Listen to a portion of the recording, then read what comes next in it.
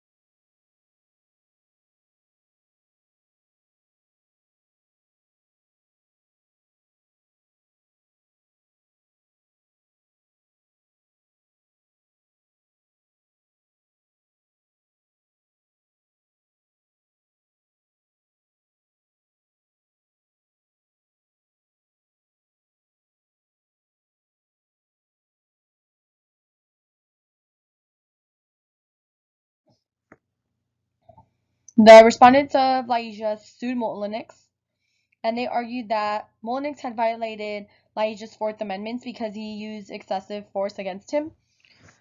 Mullenix then went to ask for a judgment and argued that he was entitled to qualified immunity.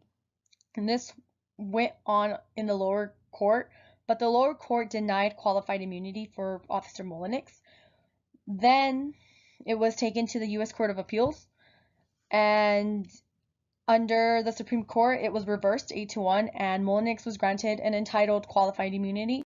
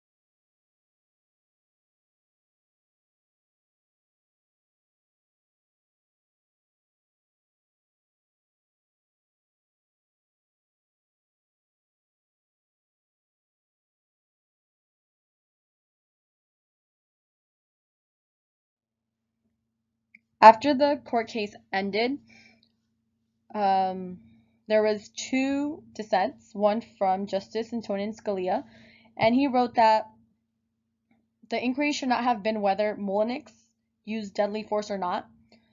It was mainly directed to the use against the person. He didn't physically use force for the person, but rather he used force for a car. And then the other one was Justice Sonia Sotomayor, and basically what it said was that it was clearly established that under the Fourth Amendment, Mullenix wasn't positioned right, and he should have not acted the way he did even after he had heard the orders from his supervisor. And in some way, it was in the interest that outweighed the intrusion into Laisha's Fourth Amendment rights.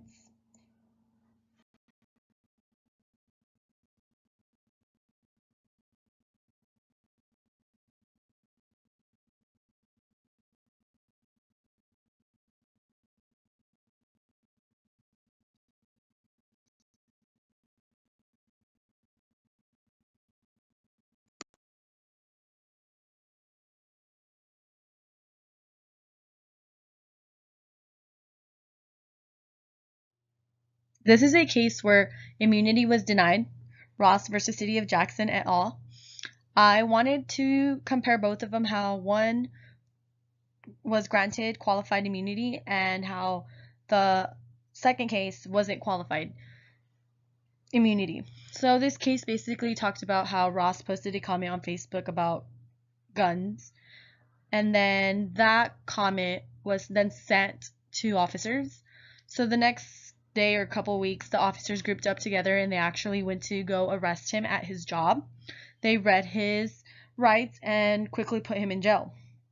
So he was charged with a Class B misdemeanor for peace disturbance, and Ross sued, which then it went to the district court, which granted the three officers qualified immunity, but the Eighth Circuit reversed that ruling, and they stated that they were in the violation of his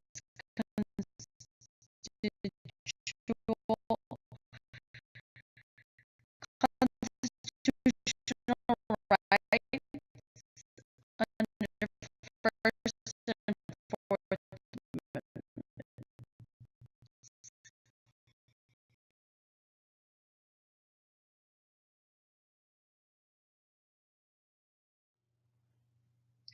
The case Mullenix versus Luna was qualified as a immunity because even though Officer Mullenix did hear the orders of his supervisor, they still didn't know what the actual intentions for Laisha were. So in a way, they were in danger because Laisha called the dispatcher 2 times stating and threatening them that he was going to shoot the officers. So in other words, yes, he acted upon something that he wasn't trained on properly, or not even trained on at all. But at the end of the day, Laisha was a harm to the civilians and to the officers.